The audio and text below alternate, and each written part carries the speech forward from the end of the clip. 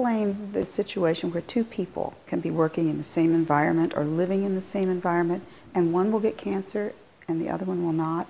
Right. Now, there are many different things that can make a person susceptible to growing cancer. So is it genetic? You would think so, but yeah, there are, like with breast cancer, it's just a 1 or 2 or 3% of cases of cancer, so that's really not very much. There are genetic factors that may contribute to make a person more susceptible, but that is something that has been generated usually at birth or before birth during the exposure of the mother to, let's say, harmful radiation. We now know that changes the genetic blueprint. Like cell phones. If a pregnant woman uses a cell phone or has a cell phone close to a newborn, then that is now known to create growth process problems. And whenever you interfere with the growth processes, the likelihood of developing cancer down the road is very high. So there are factors like that that are happened in the womb, or the nourishment, the diet of the mother that led to congestion, and then again your genetic blueprint may be disturbed. The genes are not really responsible for causing cancer; they are just blueprints. You can take the nucleus out of a cell, put it in a test tube, and then observe it. It will continue to perform all the normal productions of proteins and everything that the cell does in the body. But it cannot reproduce itself. It cannot divide at the end of its natural cycle. Usually 6 weeks for most cells. Plasma cells live 2 to 10 days and then they die. Bone cells live 3 months and then they die and they get replaced with new ones. So the whole body is constantly turning over. Manufacturing new cells and disposing of the old. Yeah. But when you take the nucleus out, it cannot do that anymore. Now, when we think that the genes are responsible for causing that, what changed the genes to do that? You have to ask, what is the cause of a genetic mutation? The genes themselves are subject to the environment. They cannot change out of their own accord. There's nothing in them that suddenly says, oh, let's just get rid of that gene and that gene. So they are not capable of doing that unless you create an environmental impact that will force them to change or mutate. And that would be suffocation in the case of cancer cells.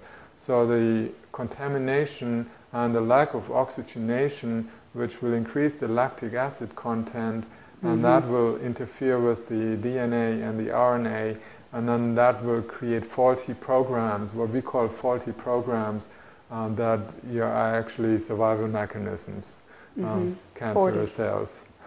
Faulty programs, that is not a faulty program, it's just a different program that has been written by the DNA in order to survive in this hostile environment. Right, so two people working or living in the same environment, one would get cancer and the other one wouldn't. This happens all the time. Diet, what are the diet preferences? Not everyone has the same preferences. You can have your sister and brother or two brothers, and they have completely different dietary desires. So this one eats hamburgers and the other one is a vegetarian. So it depends on that. There are many different factors. How happy is the person? What happened to the person when he grew up? Did he have problems with the father or the mother? And was there any conflict, any loss? Like loss of a good friend, and the other person didn't have that. So you find many different reasons why a person has a low self-esteem, and low self-esteem is a big precursor for cancer.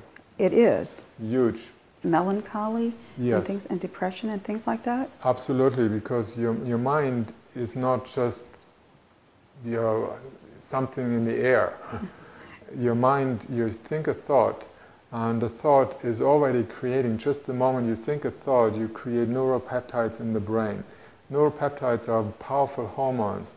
They have receptor sites for them in every cell in the body. That means the thought that you have here, or you think you have it here, All right. is translated into biochemicals that immediately change the biochemistry of your body. You're literally talking, and there are studies that were done in Russia, you're literally talking to your DNA by thinking thoughts or having feelings and emotions.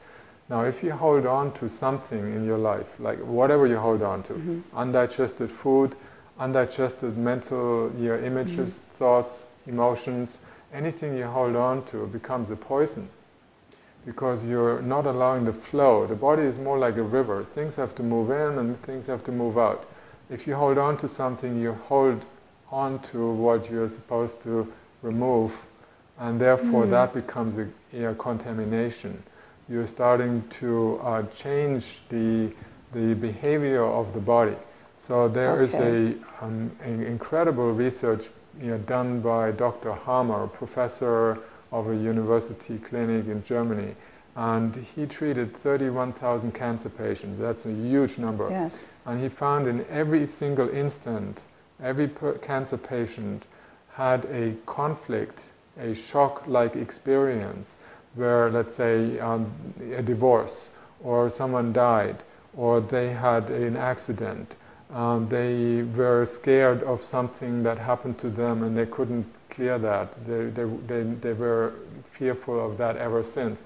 So some conflict was creating a shock that created a lesion in the brain that connected, that linked to that part of the body where the tumor appeared. And that lesion that looked like a concentric circle, he found that every single cancer patient had them.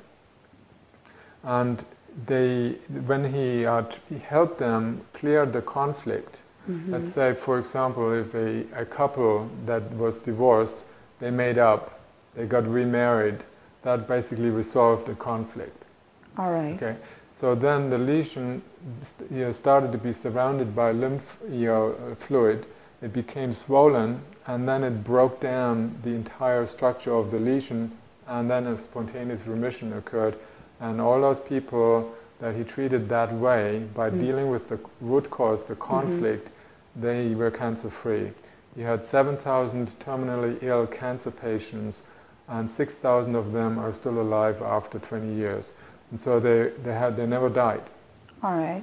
Simply because he dealt with the root cause, which is a psychosomatic one. In that case, it was a psychosomatic, and yet if you contaminate your body with lots of toxins and that sort of thing, that can be the cause. Yes, but typically your lifestyle and your dietary desires, they are based on some kind of lack of confidence, feeling not good enough, looking for comfort foods.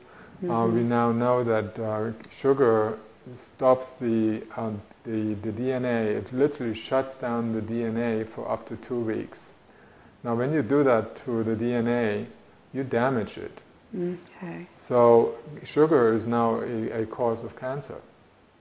And we would crave sugar to feel good. So you crave sugar because you're looking for sweetness. The sweetness is gone out of your life. You look for comforting the sweetness. Sweetness is heavy and comforting, and it sort of restores the appearance of energy in the body. It doesn't really. It just depletes energy, but it's not a real. It's an empty calorie basically, and so it gets the sugar level up, and then afterwards it drops down, and you become depressed, or you feel even less energetic, and then you want the sugar again, and you start craving it more and more until you cannot let go. You have an addiction.